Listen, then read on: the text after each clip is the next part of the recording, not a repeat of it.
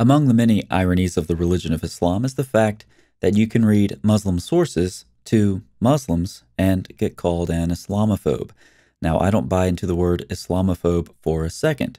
It's a word used by scared, thin-skinned, sensitive people who try to leverage cultural Marxism to silence opposition that they don't like. Put another way, when I hear Islamophobe, I actually hear this.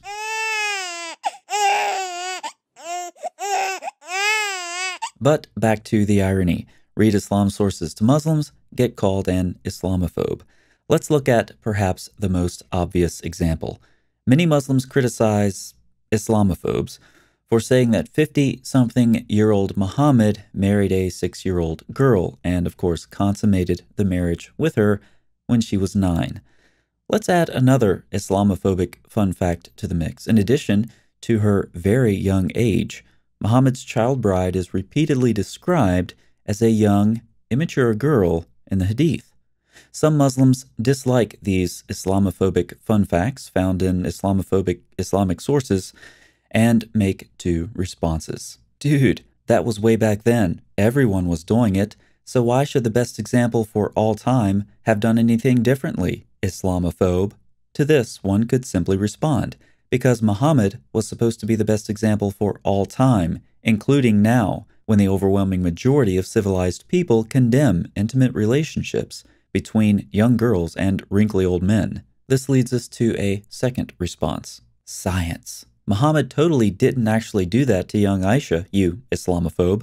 All of the authentic hadith that say he did are inauthentic because we don't like what they say. It's called hadith science for a reason.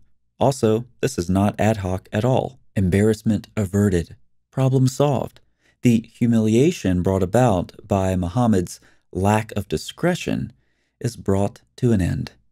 But there's just one problem. According to Surah Islamophobe verse 4, the Quran itself permits prepubescent sex with young girls. A waiting period for divorce means that the marriage has been consummated. In prior videos, I have shown a list of Arabic commentaries compiled with the help of Blackjack, which affirms over and over and over in one Islamophobic Muslim commentary after another that Surah 65:4 permits consummating marriage with prepubescent girls. You can get that free resource from the pinned comment of my most recent videos to get the most recent revision. But don't read those Muslim commentaries to Muslims. Otherwise, you'll be called an Islamophobe. Assalamu alaikum, mahi mahi barracuda. Brothers and sisters, we all know that the biggest challenge facing the Muslim world today is Islamophobia. All we want to do is wage jihad, impose Sharia law on the entire earth, subjugate and humiliate those Jews and Christians, and strike the necks of the disbelievers. And we want to do this peacefully, without having to fear Islamophobia. There's only one thing that can fight Islamophobia, and that is truth. That's why I encourage you to get all of your information about the religion of Al-Islam from the YouTube channel, Islam Critiqued. Go there, like, subscribe, comment, support, and let's fight Islamophobia together. So how can we overcome this barrier in communication where reading the Quran, Hadith, and Muslim commentaries results in Islamophobic conclusions? Recently it occurred to me, there is a solution. Just add another safety barrier.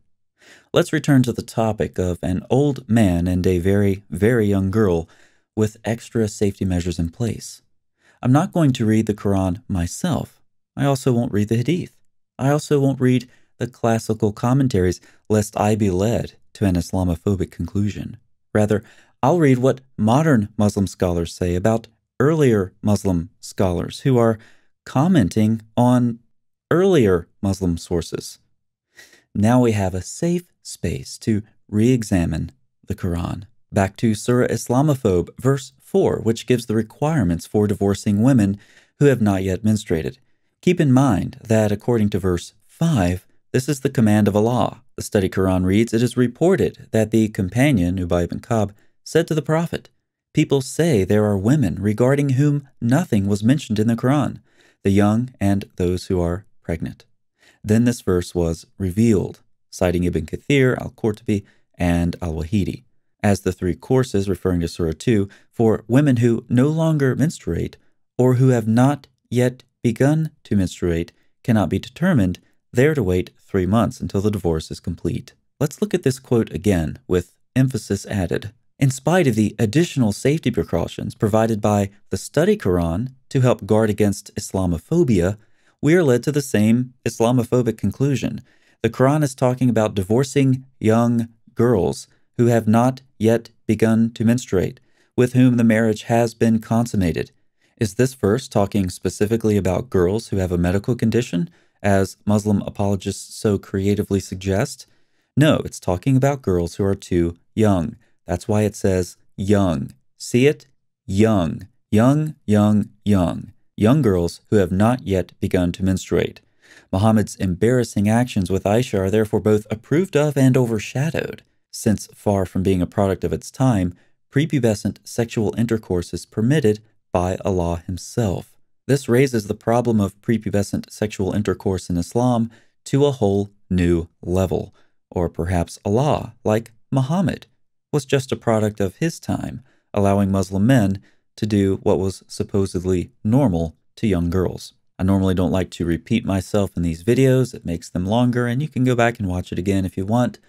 But we have some really hard-headed people watching this channel, so bear with me for a couple of seconds. Young. It says the young. The young, young, young, young, young, who have not yet begun to menstruate. That's not me reading the Quran or Hadith or commentaries. Those are Muslims reading Muslim sources. And guess what? They still say the same thing. Again, this is according to modern Muslim scholars who are reading and interpreting other Muslim scholars with the stated purpose of guiding today's readers, like me. This is just one example of a supposedly Islamophobic conclusion being explicitly attested to in Muslim sources and confirmed by modern Muslim scholars. Many more examples, of course, of Islamophobic content in Muslim sources could be produced. In summary, Muslims, when you hear troubling things from your texts, don't pull the Islamophobe card. You won't be taken seriously by thinking people. Just be honest. The problem is with your sources, not the people who read them to you. Thanks so much for watching. I'll see you next time.